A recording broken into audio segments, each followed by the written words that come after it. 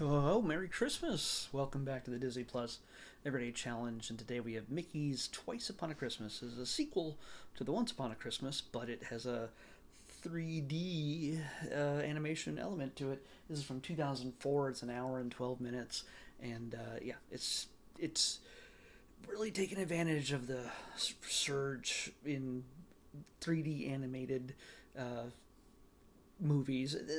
It was not in the theaters or anything. So yes, I mean Toy Story and everything else came out in 1995. So it had been around for at least in the feature film era, range for a while, for almost 10 years at this point, and probably before that. But I mean, Toy Story is what really locked it in. Unfortunately, because this is a television budget, or at least a direct-to-video budget, it really isn't. The animation hasn't aged well. Let's just say that it's good for its time, absolutely, but yeah, it's very mm, not very detailed. But hey, it's what you get. It's not a problem. It doesn't detract from the storytelling. It's just an observation. But what we do get here is five stories featuring all of our most popular Disney characters. We got Mickey. Well, let's say we'll start. I'll go in order. It starts out with a Minnie and Daisy story, where they're ice skating rivals, and they best friends become enemies really quickly, and then they learn to forgive when they realize they're acting selfishly. In the second story, we have Huey, Dewey, and Louie uh, trying to get on Santa's good list by any means necessary, because it's one thing that Uncle Scrooge never got to do because he's super rich and pretty much bought whatever he wanted. He never had to have any kind of adversity or struggle or do anything nice for anybody ever. And he explains to the boys, well, you can't buy your way onto Santa's good list. So, and he never really needed any presents. So, he could just buy whatever he needed. It still bothered him. So, Huey, Dewey, and Louie decide to take a trek to the North Pole and change that, at least for them, because they know that they're not on the good list, because they caused nothing but trouble. And the third story is Goofy. Max comes home from college and brings a girl with him. And it's Christmas time, and Max is just hoping his dad isn't going to embarrass him. Come on, it's Goofy. He's clumsy, he's dorky, he's silly and fun, but Max is easily embarrassed, thinking that he wants to look good in front of this pretty girl, and Dad could screw it all up. Well, Max is a little full of himself because he knows where he comes from, and of course Goofy's going to be Goofy, but he has every good intention, and he's a generous heart and an upbeat attitude no matter what, and so Max learns a little bit of a lesson in realizing accept family as they are, not as you wish they would be. And then that's three. Yeah, the next one is a Donald Duck story, which guest stars Huey, Dewey, and Louie and Daisy. But it's mainly about him. He just wants peace and quiet for Christmas. He's sick of the shopping. He doesn't want to do anything else but sit in his comfortable chair and drink cocoa. That's it. Forget the carolers, forget all the noise and the shopping and all the craziness. He wants to stay home and have a peaceful day, peaceful night. Of course, Daisy and the boys aren't about to let him. They drag him off to the mall, and chaos erupts to the point where starts. He's a grump, but he starts hearing Christmas music even in the slightest things, and it kind of drives him a little bit mad to the point that he really ticks off the family. What can he do to get things under control? Well, you gotta watch the story. And so that's four, right? And the fifth, I hope I didn't miss any. I think there's just five. Man, I just watched it and my brain has already been erased. It's a crazy Christmas. Mickey and Pluto set up for Christmas, preparing a big party for all their friends, and Mickey kind of overdoes it with the decorations and everything else, and it's Pluto's job to help him put the star on top of the tree. But Pluto gets a little ahead of himself. He gets a little anxious. He gets in the way, and Mickey's just a little bit.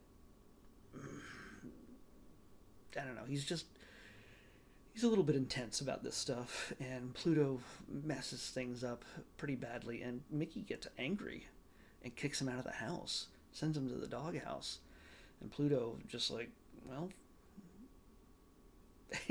he's just really sad that he's not around, so he takes off in a sense. Not nothing crazy. He just ends up at Santa's workshop, hanging out with the reindeer, and yeah, I'm not going to tell you. This is actually the longest part of all this series, of all the stories. Although I have to admit that when that story ended, there were still 12 minutes left in the movie, and I realized that 7 minutes of it might still be running. 7 minutes of it, I scrubbed ahead to make sure I wasn't going to miss any more story. 7 minutes of it is credits, and that's not just the foreign credits. The foreign credits are probably another 5 minutes. Holy cow! So, yeah, when 12 minutes are left, you can pretty much stop it, unless you want to watch all the credits, which is fine, which is perfectly good.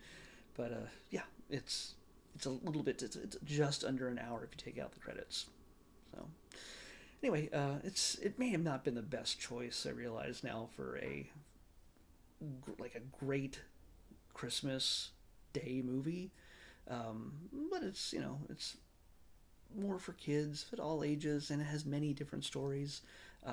Would have picked Die Hard, but you're not going to find Die Hard on Disney Plus anytime soon or ever. So, yeah, that's pretty much all I can tell you. It has all the classic voices. Wayne Allwine is Mickey. Tony Anselmo is Donald Duck. Jeff Bennett is in this. Jim Cummings, of course, plays one of the reindeer Blitzen. Bill Farmer is Goofy. Tress MacNeille is Daisy Duck. Yeah, it's just Chuck McCann is in this. He's Santa Claus. Clive Revel, he's the narrator. Hey, and Rusty Taylor is Minnie Mouse, of course. So yeah, we get Alan Young is still alive at this point doing Uncle Scrooge.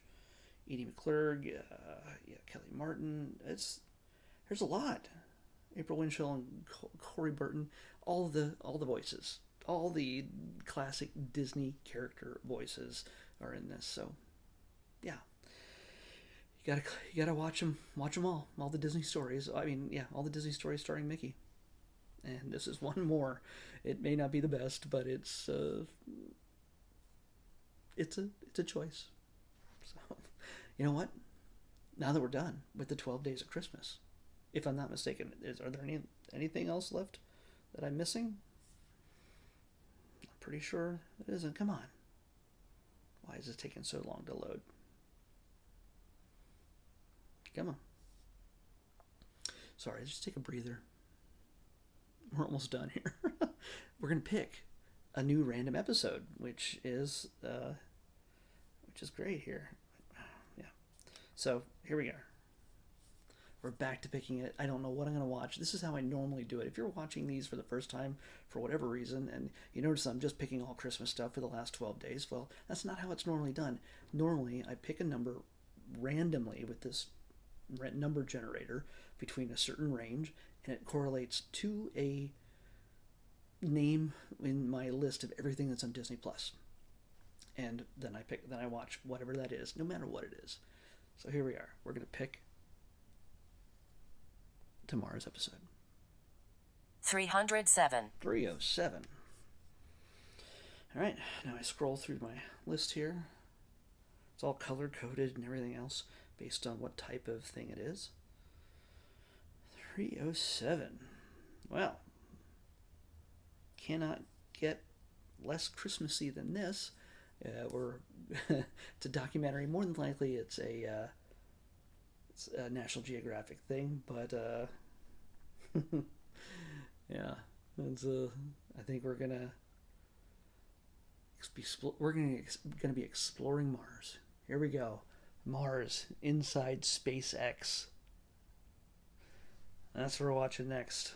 Probably, I imagine it's just a single episode documentary.